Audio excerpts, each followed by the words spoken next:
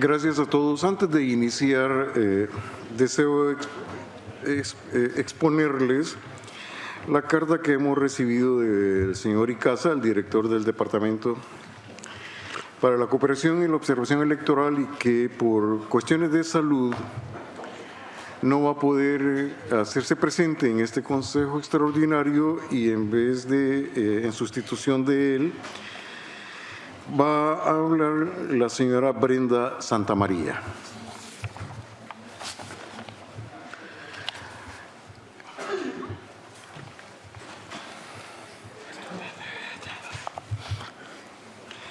Entonces, es realmente un honor muy grande declarar abierta la presente sesión extraordinaria del Consejo Permanente, la que, de conformidad con lo establecido en el artículo 14 del Estatuto del Consejo Permanente y el artículo 37 de su reglamento, que ha sido convocada a solicitud de las misiones permanentes de Argentina, Brasil, Canadá, Chile, Colombia, Costa Rica, Estados Unidos, Paraguay y Perú, de acuerdo con el documento CP/INF.8191/19. Antes de iniciar la consideración del orden del día, y como en anteriores ocasiones, esta presidencia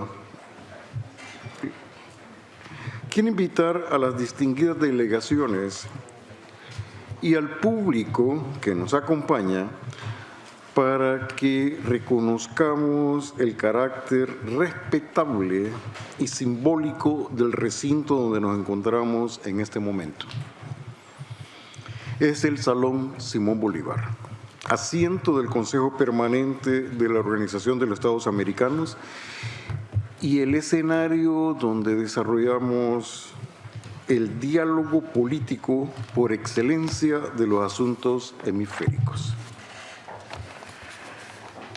Por lo tanto, también la presidencia hará lo que se encuentre a su alcance para asegurar que el diálogo entre las delegaciones se lleve a cabo sin interferencias externas y dentro del mayor respeto por las normas y procedimientos que rigen las actividades de este Consejo y por respeto a la dignidad de la persona humana. En virtud de lo establecido entonces en el artículo 43 del reglamento del Consejo Permanente, procederemos a aprobar el proyecto del orden del día para esta sesión. Tiene la palabra la delegación de Venezuela. Muchas gracias, señor presidente. Por razones que explicaremos en la segunda intervención, nosotros nos oponemos a la convocatoria de esta sesión, pues se hace sin el consentimiento del Estado concernido y consideramos que forma parte de una campaña de agresión contra nuestra nación. Gracias. Entonces, Nicaragua tiene el uso de la palabra. Gracias, señor presidente. Nicaragua se asocia a lo expresado por el distinguido delegado de Venezuela. Gracias, señor presidente. Gracias a Nicaragua. Entonces, continuando, pues que en virtud de lo establecido en el artículo 43 del reglamento del Consejo Permanente, procederemos a aprobar el proyecto del orden del día para esta sesión, documento CP/OD-2206/19. De no haber observaciones, entonces damos por aprobado el orden del día.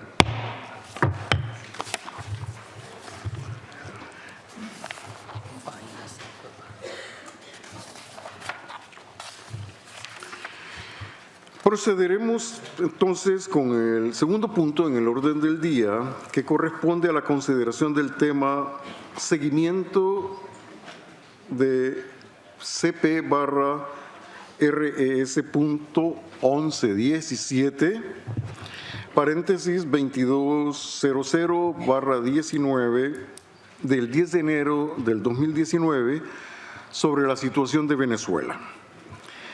En tal sentido, y continuando con el orden del día que ha sido aprobado, me permito ofrecer la palabra al secretario para el fortalecimiento de la democracia, señor Francisco Guerrero. Señor Francisco Guerrero, usted tiene la palabra. Muchas gracias, señor presidente. Señor embajador Carlos Alberto Calles Castillo, presidente del Consejo Permanente y de la Comisión General. Don Luis Almagro, secretario general de la organización. Don Néstor Méndez, secretario general adjunto. Señoras y señores representantes de los Estados miembros y observadores permanentes ante la Organización de los Estados Americanos. Agradezco a las misiones de Argentina, Brasil, Canadá, Chile, Colombia, Costa Rica, Estados Unidos, Paraguay y Perú por la solicitud y consecuente convocatoria a este Consejo Permanente.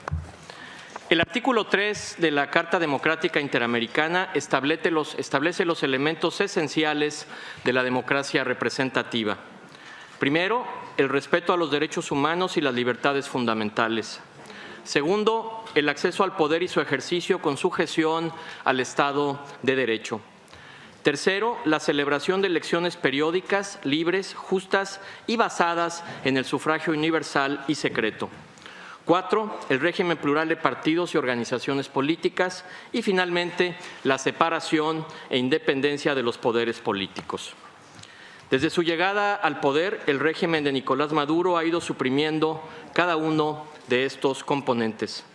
Hoy, en Venezuela, no hay respeto por los derechos humanos y las libertades fundamentales, el acceso al poder y su ejercicio no se ajustan a derecho, se oprime a los partidos y organizaciones políticas, no hay separación e independencia de los poderes públicos y ya no existen elecciones periódicas, libres y justas. La Organización de los Estados Americanos ha dado seguimiento puntual a la crisis en Venezuela y lo ha hecho por indicación expresa del secretario general Almagro. A él, todo mi reconocimiento y admiración.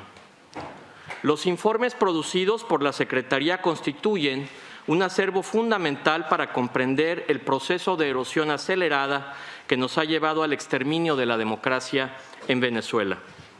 Los informes son parte esencial de la hoja de ruta para el futuro porque documentan los atropellos a la democracia en este país y nos apuntan con precisión todo lo que tiene que modificarse para llevar a cabo eventualmente elecciones presidenciales justas y libres en el futuro.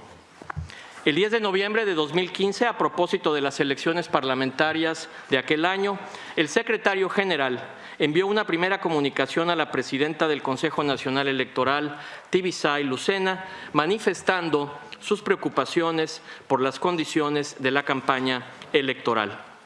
Las restricciones a la libertad de expresión, el acceso desigual a los medios de comunicación, la judicialización de las manifestaciones opositoras y la inhabilitación de candidatos fueron algunos de los elementos que llevaron al secretario Almagro a señalar que se estaban incumpliendo las garantías electorales más elementales.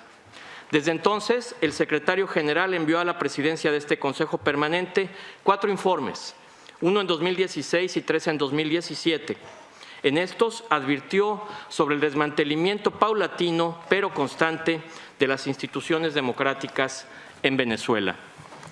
Tal como consta en estos documentos, uno de los rasgos principales del régimen venezolano es la cooptación de la justicia. En 2016, el secretario general denunció que al menos 5 de los 13 magistrados juramentados como miembros del Tribunal Supremo de Justicia fueron activistas político-partidistas y ocuparon cargos dentro del gobierno nacional. A lo largo de los últimos años, el tribunal fungió como órgano legislativo al servicio del régimen a través de múltiples sentencias orientadas a dejar sin efecto las disposiciones adoptadas por la Asamblea Nacional. Los informes abordan además un episodio clave del declive democrático venezolano, la elección ilegal y espuria que llevó a la conformación de una Asamblea Nacional Constituyente. El documento deja en evidencia el carácter inconstitucional de estos comicios. Se describen además las numerosas irregularidades del proceso y el contexto de violencia en que se llevó a cabo. La convocatoria a una asamblea constituyente fue un intento ilegal por bloquear el único poder verdaderamente legítimo e independiente, la Asamblea Nacional, y lograr de esta manera la concentración total del poder político. La separación de poderes es uno de los principios en los cuales se fundamenta la democracia, por lo que la alteración de los mecanismos de contrapesos tienen como consecuencia directa la erosión y eventualmente la destrucción del sistema. Los informes del secretario general dan cuenta también de las estrategias empleadas por el régimen para desmantelar a las organizaciones políticas de oposición. Desde enero de 2016, después de que el partido del gobierno perdiera la mayoría en la Asamblea Nacional, el Tribunal Supremo de Justicia ejecutó sistemáticamente procesos de cancelación de partidos políticos que no están contemplados en la legislación venezolana. Asimismo, se ha obstaculizado la participación política de los candidatos de la oposición mediante inhabilitaciones arbitrarias. El secretario Almagro ha señalado también el peligroso curso represivo en el que se ha embarcado el gobierno de Maduro. Ante las masivas manifestaciones opositoras que inundaron las principales ciudades del país, el régimen decidió recurrir al uso sistemático de la violencia y el terror. Decenas de muertos y miles de heridos ha sido el saldo de la represión. Tal como advirtió el secretario en su tercer informe, la criminalización de la protesta no solo está dirigida a quienes participan de ellas, sino que busca amedrentar al resto de la población para que no se atrevan a alzar su voz. La criminalización de la protesta ha ido de la mano con el encarcelamiento de opositores. Hasta la fecha, el secretario Almagro verificó y certificó la existencia de 974 presos políticos y 988 arrestos políticos registrados por el Foro Penal venezolano. El panel de expertos internacionales independientes sobre derechos humanos ha documentado un gran número de actos de tortura, acoso, abuso físico y violencia cometidos tanto contra hombres como mujeres en el marco de estas detenciones. En los informes en referencia se advierte también sobre los intentos del gobierno de excluir del debate político a las voces críticas, imponiendo severas restricciones a la libertad de expresión. A tal fin, el régimen ha desplegado una variedad de instrumentos como la apertura de procesos penales contra medios de línea opositora, despidos de periodistas, abuso de controles oficiales de las frecuencias radioeléctricas y del papel para periódicos y, finalmente, el acoso y la estigmatización verbal de los periodistas. Por último, en sus informes, el secretario Almagro ha descrito de forma precisa y detallada el deterioro de la institucionalidad electoral.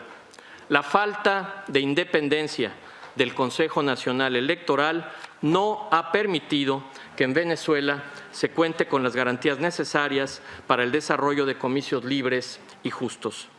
Fue en este contexto de deterioro absoluto de las instituciones democráticas que se llevaron a cabo las elecciones presidenciales espurias de 2018. Estos comicios, declarados ilegítimos por el Consejo Permanente en la resolución emitida el 5 de junio del año pasado, contrarios completamente a cualquier estándar internacional. La falta de garantías del proceso llevó a que el 10 de enero de este año este Consejo Permanente declarara ilegítimo el nuevo mandato de Maduro. Durante la elección presidencial de 2018 no se respetaron los principios de legalidad, imparcialidad, certeza, competitividad, periodicidad y universalidad que todo proceso electoral debe tener. En primer lugar, como ya se adelantó, la administración del proceso no fue imparcial. El Consejo Nacional Electoral dejó de ser un árbitro neutral para convertirse en una dependencia al servicio del Poder Ejecutivo. En segundo lugar, se restringió la participación política de la oposición a través de inhabilitaciones arbitrarias de partidos y de candidaturas. En tercer lugar, se limitó la participación de los venezolanos en el exterior. A través de restricciones de horario, trabas burocráticas y el cierre de oficinas consulares, la administración de Maduro consiguió que alrededor de 1,5 millones de electores en el extranjero no lograran actualizar su registro. En cuarto lugar, se utilizaron los recursos del Estado para desequilibrar la competencia electoral. La difusión de actos de gobierno con fines propagandísticos partidarios y la entrega de programas sociales fueron algunas de las modalidades utilizadas. Por otra parte, el día de la elección, los observadores nacionales denunciaron traslado de electores con recursos públicos. En quinto lugar, se buscó coaccionar la voluntad del elector. Se documentaron centenas de casas de tiendas de campaña del régimen, conocidas como puntos rojos, en las que se utilizaba el carnet de la patria para controlar que los votantes que contaban con beneficios sociales fueran a votar. Hubo, asimismo, múltiples denuncias contra militantes del partido de gobierno y miembros de las Fuerzas Armadas que amedrentaron a la población en los distritos tradicionalmente antichavistas para disuadirlos de salir a votar. Por último, se utilizó un sistema automatizado de votación no confiable y fraudulento. Los equipos y el software utilizados fueron los mismos que en el año 2017 en la ilegítima elección de la Asamblea Constituyente. Cabe resaltar que en aquella ocasión la empresa encargada del sistema denunció que el Consejo Nacional Electoral había insertado al menos 1 millón de votos al conteo final, alterando así los niveles de participación. Sumado a lo descrito, de cara a los comicios presidenciales, se redujo el número de auditorías y pruebas de seguridad aplicadas al sistema, violando la ley electoral. Además, los equipos y el software utilizados no fueron certificados por la empresa, que ya había dejado de operar en el país. La falta de garantías para el voto automatizado en Venezuela convierte al voto manual en una alternativa válida para que la ciudadanía pueda controlar el escrutinio.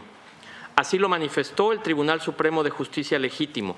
A través de su sentencia del 13 de junio de 2018, la Sala Electoral del Tribunal declaró que el sistema automatizado de votación-escrutinio, en los términos que se había implementado en Venezuela, era nulo e inaplicable y que se debía avanzar en el diseño de un sistema de votación y escrutinio fundamentalmente manual.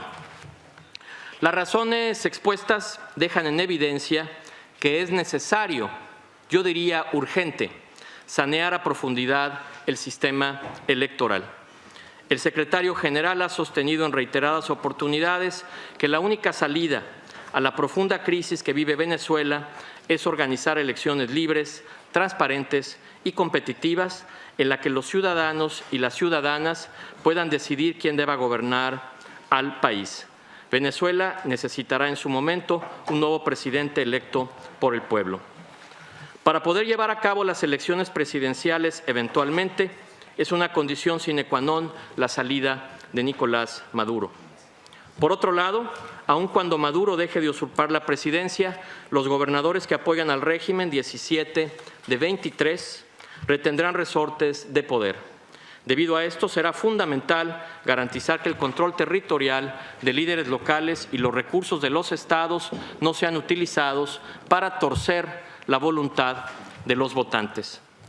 Hay que tener en cuenta, señor presidente, señores miembros de esta Asamblea, que celebrar elecciones con el sistema electoral en las condiciones actuales no es posible y repararlo llevará tiempo. Es decir, pensar en comicios con la estructura actual sin llevar a cabo reformas urgentes y profundas no es factible ni deseable. Para avanzar hacia elecciones libres y justas en Venezuela, existen precondiciones que pasan por instituciones electorales independientes, garantías para la participación política, aspectos nodales de organización electoral y, por supuesto, la observación electoral internacional independiente. La Secretaría de Fortalecimiento de la Democracia, a través del Departamento para Cooperación y Observación Electoral, cuenta con la experiencia técnica, los expertos internacionales acreditados y las relaciones de cooperación histórica con los organismos electorales del continente para auxiliar a Venezuela en la realización de elecciones genuinas y legítimas. Para contar con un diagnóstico más claro de qué tareas deben emprenderse en el campo electoral, he instruido a Gerardo de Icaza, quien desafortunadamente no se encuentra con nosotros el día de hoy por razones de salud, quien es el director del Departamento para la Cooperación y Observación Electoral, para que detalle en voz de Brenda Santamaría ¿cuáles serían las condiciones mínimas que deben garantizarse a fin de que Venezuela pueda tener eventualmente elecciones libres, limpias y transparentes? Muchas gracias por su atención. Por supuesto, esta presentación será distribuida a través de la presidencia para los efectos que ustedes consideren más adecuados. Muchas gracias por su tiempo. Gracias, señor Guerrero. A continuación, ofrezco la palabra a la señora Brenda Santamaría, quien hablará en nombre del Departamento de Cooperación y Observación Electoral. Estimada señora Santamaría, tiene usted la palabra.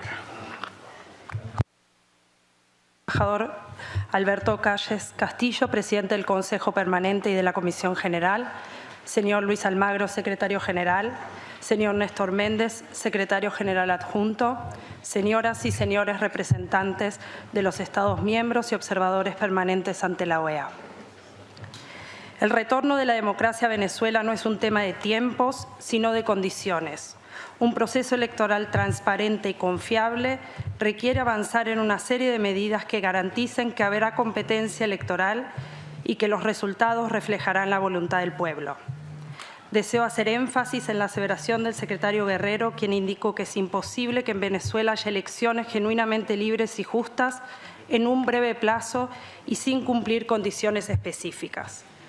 Para la celebración de elecciones democráticas en Venezuela se requieren las siguientes condiciones mínimas que hemos dividido en 4 rubros: institucionalidad electoral, condiciones para la participación política activa y pasiva, organización electoral y observación electoral.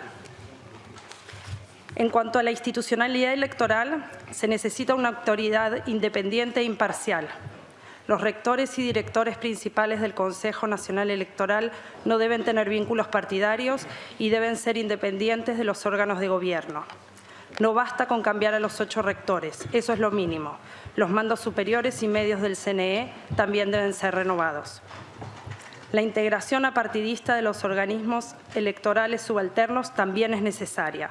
Para esto fundamentar la realización de auditorías al sistema automatizado de selección, así como la oportuna notificación, capacitación y acreditación de los ciudadanos que integran tanto las juntas electorales como las mesas de votación.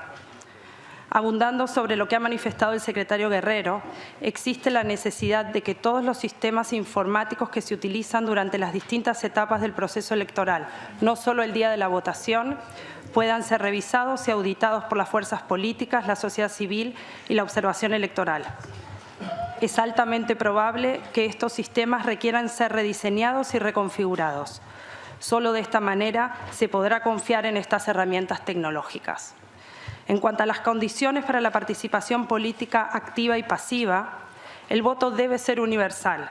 Se estima que más de 2 millones de jóvenes de 18 años no pudieron inscribirse para votar y que al menos 3 millones de venezolanos y venezolanas que se encuentran en el extranjero no pueden registrarse o actualizar sus datos en el registro electoral. Por ello, se requiere iniciar de manera inmediata un esfuerzo masivo de empadronamiento y depuración para contar con una herramienta fiable al momento de celebrarse las elecciones. Todos los ciudadanos deben de tener una cédula de identidad para votar. Se debe prohibir el uso de otros instrumentos para habilitar el sufragio, como por ejemplo el carnet de la patria, dado que han sido instrumentos para controlar y coaccionar el voto. El derecho a la libre postulación de los cargos públicos. Es imperioso garantizar la liberación de todos los presos políticos, la eliminación de los obstáculos legales para la inscripción de candidaturas y poner fin a la inhabilitación de partidos.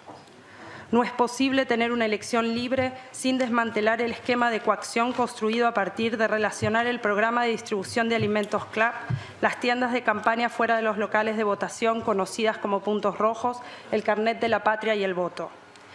Garantizar la equidad y transparencia en la campaña electoral. Para ello se debe proteger la integridad física de los candidatos y candidatas, así como la libertad de asociación, expresión y movimiento. Debe haber competencia en igualdad de condiciones sin el uso indebido de recursos del Estado. A la vez, se deberá generar equidad en el acceso a los medios de comunicación públicos y privados de acuerdo con la legislación vigente. Promover la libertad de expresión y de prensa. Se debe, por tanto, garantizar que los medios de comunicación públicos y privados puedan dar cobertura a las actividades de las distintas etapas del proceso. Esto incluye el libre acceso a recintos electorales el día de la votación. En cuanto a la organización electoral, se debe asegurar que la convocatoria de las elecciones y su correspondiente calendario electoral se definan con suficiente anterioridad del día de la elección y de acuerdo con la ley. De existir condiciones para la implementación del sistema de voto automatizado, se debe garantizar la realización de todas las auditorías técnicas que manda la ley. Asimismo, efectuar de manera pública la contratación del proveedor de servicios para la transmisión, consolidación y divulgación de resultados electorales. De no cumplirse estos requisitos, se debe considerar la implementación de un sistema de votación y escrutinio manual. Se debe restablecer la correcta ubicación de los centros de votación basados en el índice de población. Asegurar que en el día de la elección las mesas de votación cierren a las 6 de la tarde, tal como establece la ley electoral. De esta forma se contribuirá a evitar que colectivos... Mi país ha concedido en días pasados el correspondiente beneplácito para el embajador del presidente encargado Guaidó en el Ecuador, de conformidad con las normas consagradas en el derecho internacional. En consecuencia, con la amplia aceptación a nivel bilateral de los representantes diplomáticos del presidente Guaidó, esta posición deberá hacerse extensiva en su momento a sus agentes diplomáticos ante organismos y mecanismos internacionales, incluida la OEA. Costa Rica ha solicitado, junto a otros Estados miembros, la realización de esta sesión extraordinaria porque considera indispensable dar seguimiento a la situación en Venezuela. Y con fundamento en normas diplomáticas, el presidente de la República recibió el 13 de febrero pasado, hace 2 días, las cartas credenciales de la señora María Farías, designada por parte del presidente encargado de Venezuela, Juan Guaidó, como representante diplomática de Venezuela en Costa Rica. La Argentina, junto con gran parte de la comunidad internacional, desconoció la legitimidad del mandato de Nicolás Maduro iniciado el 10 de enero por resultar del proceso electoral del 20 de mayo de 2018 que no cumplió con los requisitos para ser considerado libre, democrático y transparente. La OEA, con claridad meridiana, ha hecho lo propio a través de la aprobación de la resolución 1117 del 10 de enero último, a cuyo seguimiento estamos hoy abocados en esta sesión, cuyo primer párrafo resolutivo dice exactamente eso, que no reconoce al gobierno de Maduro iniciado el 10 de enero, y ello conlleva efectos para todas las instancias de esta organización.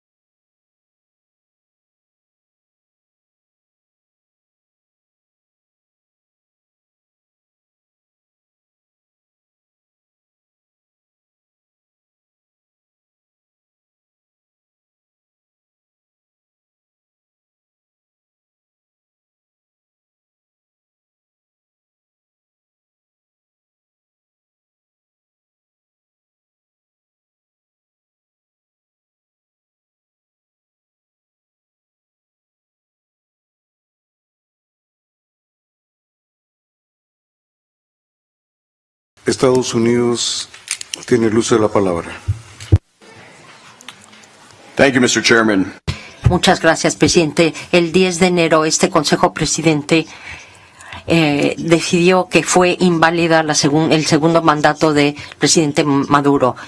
Poco después se dijo que, como lo notamos, fue quedado según el artículo 233, 236 y 350 de la Constitución venezolana la adopción del presidente ad interim para llenar ese vacío. Muchos países, incluyendo Estados Unidos y otros amigos de Venezuela, reconocen en el presidente Guaidó el presidente legítimo de Venezuela. También ese régimen ha tomado ya sus responsabilidades oficiales, nombrando embajadores a más de 15 países, incluyendo este país y muchos otros países miembros de la OEA y a la OEA misma. Todos los Estados miembros de la OEA han señalado que apoyan al pueblo de Venezuela. Todos lo dicen y todos indefectiblemente dicen que defienden a la democracia y a los principios de las actas fundamentales, los documentos fundamentales de esta organización. Esto quiere decir que es hora de hablar con la verdad, decir las cosas como son y apoyar al presidente ad interim Juan Guaidó. Hace falta que este grupo pueda surgir para que pueda consolidarse su poder. Ya pasó la época y el momento del diálogo, ha llegado el momento de la democracia. El presidente Guaidó ha señalado su interés y su decisión de convocar a elecciones cuanto antes. Apoyamos esa decisión, pero no olvidemos que las elecciones como tal no hacen una democracia. Son necesarias, pero no son la condición suficiente para decir que ha vuelto la democracia. El gobierno de la República Argentina reconoció a Juan Guaidó como presidente encargado de Venezuela, al igual que otros numerosos estados.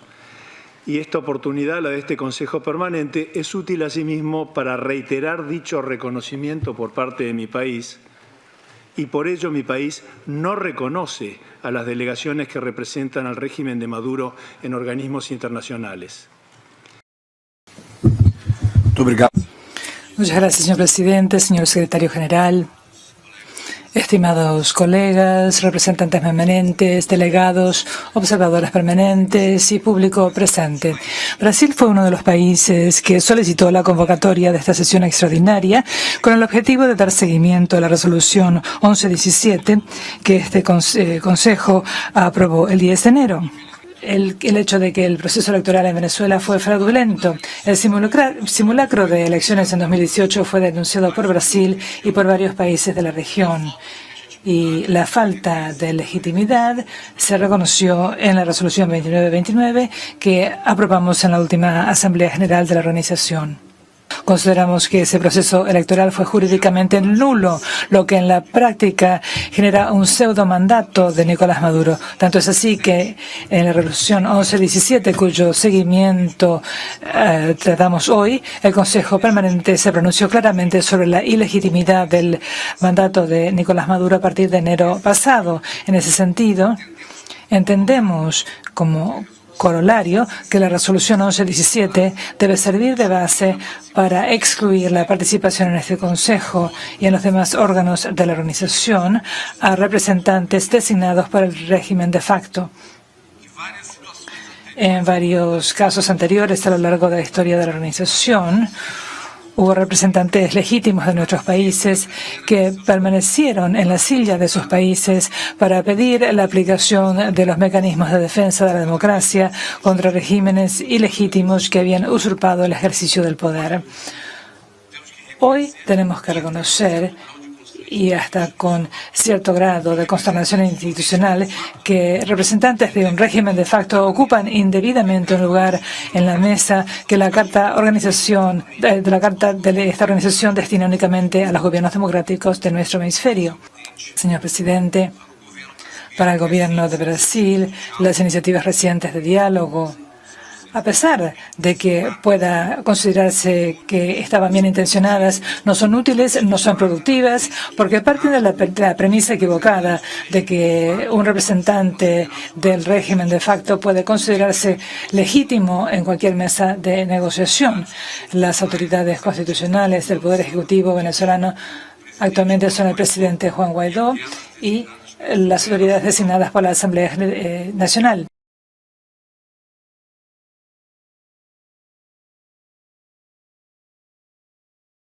Tiene la palabra la delegación del Canadá. Gracias, señor presidente. Quisiera comenzar agradeciéndole por haber convocado esta reunión tan importante el día de hoy. Y también quería agradecer al secretario Guerrero y a la señora de Santa María por sus intervenciones tan informativas de hoy. Canadá, junto con nuestros asociados en el Grupo de Lima, sigue firme en el llamamiento al retorno a la democracia constitucional y el Estado de Derecho en Venezuela. Por consiguiente, apoyamos enfáticamente la agenda del presidente encargado Juan Guaidó de celebrar elecciones libres y justas de acuerdo con la Constitución venezolana. Canadá comparte el compromiso de los países de esta organización, así como el compromiso de la organización en sí, con la democracia y los derechos humanos, y considera que son los pilares fundamentales de la OEA. Seguimos trabajando en colaboración con la OEA en las prioridades de la política exterior en las Américas, que incluye el fortalecimiento, la protección y la promoción de la democracia y los derechos humanos en toda la región. Las instituciones firmes y autónomas son esenciales para una democracia vibrante. Estas instituciones incluyen un poder judicial independiente, un sistema de partidos políticos abierto y transparente y medios de comunicación independientes. Los derechos y las libertades de todos los ciudadanos deben protegerse por medio de elecciones regulares, libres e imparciales, la libertad de expresión y la libertad de asociación y de reunión. Las elecciones con los observadores internacionales son efectivas como parte de un esfuerzo para abordar las prácticas e instituciones democráticas, como puso de relieve el secretario Guerrero.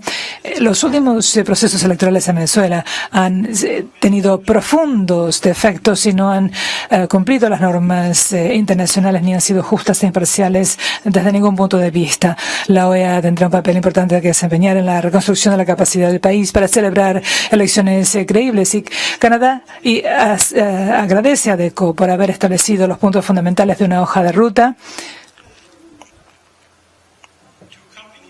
para acompañar al nuevo gobierno de Venezuela en esta transición difícil pero importante a la democracia. Canadá sigue comprometido con el apoyo al pueblo venezolano y el pleno respeto de la democracia, los derechos humanos y el Estado de Derecho, y con el trabajo con esta organización para impulsar el retorno de Venezuela a la familia de naciones democráticas. Gracias. Tiene la palabra el señor embajador de Chile. Gracias, señor presidente. Conjuntamente con otros países, Chile ha solicitado la convocatoria a este Consejo Permanente Extraordinario para hacer un seguimiento de la resolución 1117 sobre la situación de Venezuela.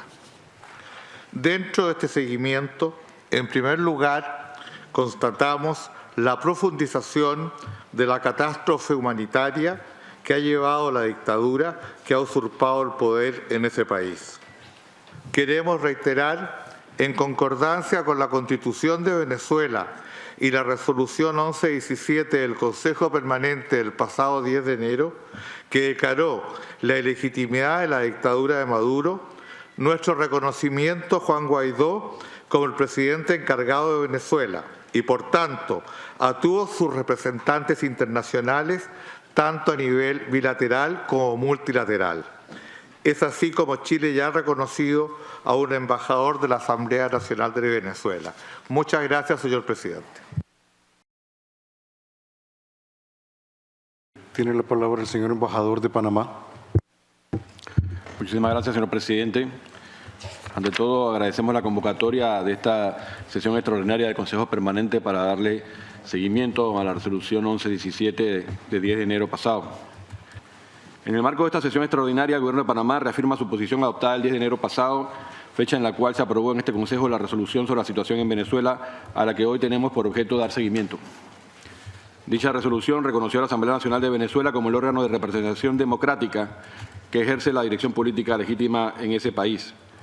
En esta oportunidad es también necesario reafirmar el compromiso adoptado por la República de Panamá como parte del Grupo de Lima. En la más reciente declaración de este grupo, que fue leída en la pasada sesión de este Consejo Permanente, Panamá, junto a muchos otros países, reiteró su reconocimiento y respaldo a Juan Guaidó como presidente encargado de Venezuela. Ante los últimos acontecimientos ocurridos en Venezuela, este Consejo ha decidido no reconocer la legitimidad del periodo del régimen de Nicolás Maduro a partir del 10 de enero del 2019, haciendo un llamamiento para la realización de nuevas elecciones presidenciales. A tal efecto, el mensaje político es claro. Para el Paraguay, el camino para el retorno a la democracia en Venezuela se ha iniciado con el reconocimiento al señor Juan Guaidó como presidente encargado de dicho país en atención a la Constitución venezolana, por parte de varios países del hemisferio y de la comunidad internacional. Hoy tiene la palabra el señor embajador de Honduras.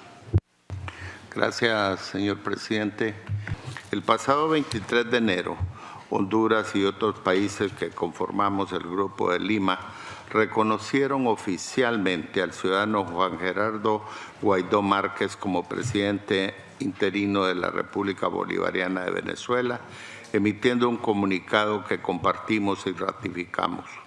Por otra parte, nuestra Cancillería emitió un comunicado especial con fecha 31 de enero que en su parte medular expresa: 1. Que según misiva recibida de parte del presidente encargado de la República Bolivariana de Venezuela, Juan Guaidó, se ha nombrado al señor Claudio Sandoval como embajador ante la República de Honduras. 2. Que el gobierno de la República ha reconocido y otorgado su beneplácito al señor Sandoval como embajador de la República Bolivariana de Venezuela en Honduras. Tiene la palabra la señora embajadora del Perú. Señora embajadora del Perú. Muchas gracias, señor presidente. Señor secretario general, señores representantes permanentes, señores delegados. El 10 de enero de este año, este Consejo Permanente aprobó la Resolución 1117, declarando el no reconocimiento de la legitimidad del régimen de Nicolás Maduro a partir de esta fecha. En consistencia con esta declaración, el Perú, entre otros países hemisféricos y de la comunidad internacional, ha reconocido la autoridad constitucional de la Asamblea Nacional y de su presidente Juan Guaidó, quien de conformidad con el ordenamiento constitucional venezolano asumió las funciones de presidente encargado de ese país. El Perú está convencido que el proceso de transición democrática por él iniciado es el camino pacífico, constitucional y legítimo para recuperar el Estado de Derecho y la institucionalidad democrática en Venezuela. Ese proceso debe conducir indefectiblemente a la salida del régimen de Maduro y a la convocatoria y realización de elecciones libres, justas y transparentes al más breve plazo. No deseo terminar estas palabras sin mencionar un tema que está pendiente de tratamiento: la naturaleza de la representación de la República Bolivariana de Venezuela en el sistema interamericano. La declaración de no legitimidad del régimen de Nicolás Maduro, establecida en la Resolución 1117, tiene, a criterio del Perú, una consecuencia directa en la representación del país. En este contexto, manifestamos nuestra disposición para trabajar con los representantes bilaterales y en los organismos internacionales del presidente encargado Juan Guaidó, con el objetivo de que los venezolanos vuelvan a ejercer el derecho a la democracia que hemos consagrado en la Carta Democrática Interamericana. Tiene la palabra el señor embajador de Colombia. Señor presidente, representantes permanentes y delegados, Colombia agradece la realización de esta sesión del Consejo Permanente como parte de las delegaciones que acompañamos su convocatoria. En la resolución de 10 de enero, que es objeto de la convocatoria de esta sesión, se expresó el no reconocimiento de la legitimidad de Nicolás Maduro como presidente. El deber de proteger es uno de los más viejos principios de la civilidad, recogido no ha mucho por la costumbre internacional y los organismos multilaterales ante flagrantes casos de humanidad. La presente es una dictadura que acudirá a cualquier argucia para dilatar e impedir la transición iniciada por la Asamblea Nacional el pasado 10 de enero. Es una dictadura que lucha para impedir el restablecimiento de la institucionalidad, de la legalidad, del Estado de Derecho. Es una dictadura que utilizó los últimos 20 años para imponer el régimen del terror, que ha ordenado ejecutar en las calles y en las plazas a miles de venezolanos. ¿Acaso todos los órganos del Estado, sin distinción alguna, no se pusieron al servicio de ese propósito? El Estado se convirtió en un aparato criminal. La institucionalidad desapareció. El derecho y la ley fueron instrumentos del tirano.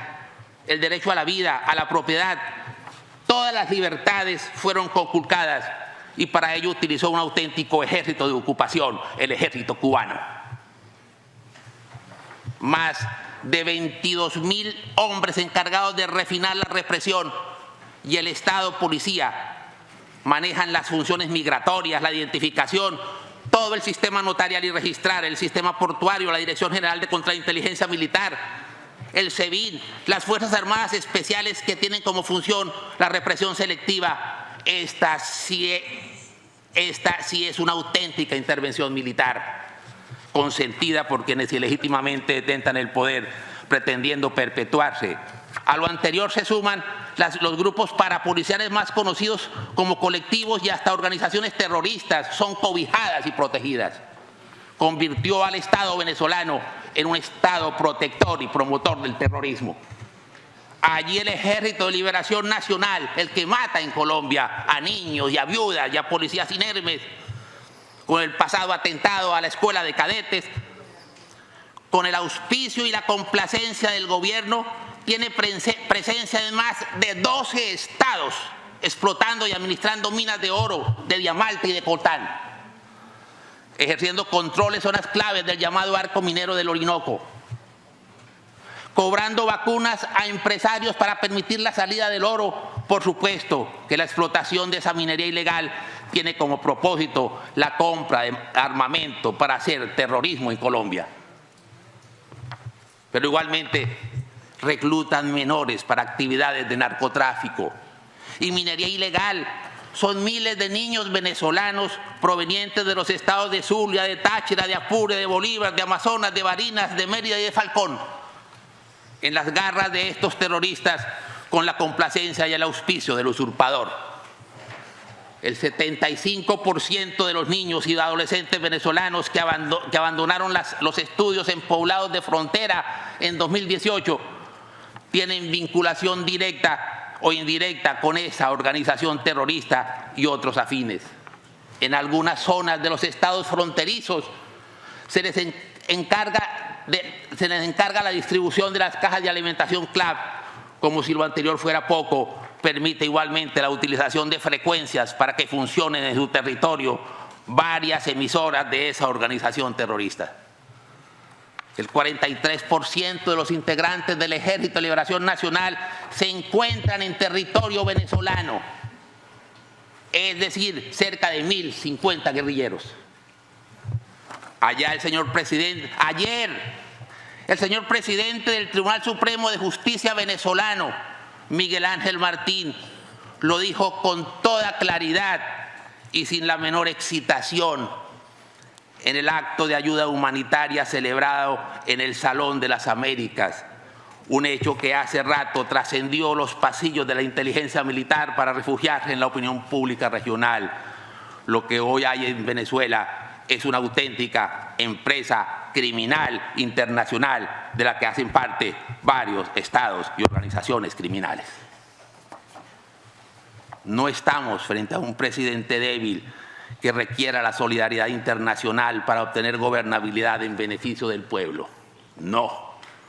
Estamos frente a un usurpador acusado ante la Corte Penal Internacional como responsable de crímenes de guerra y delitos de lesa humanidad que promueve el terrorismo.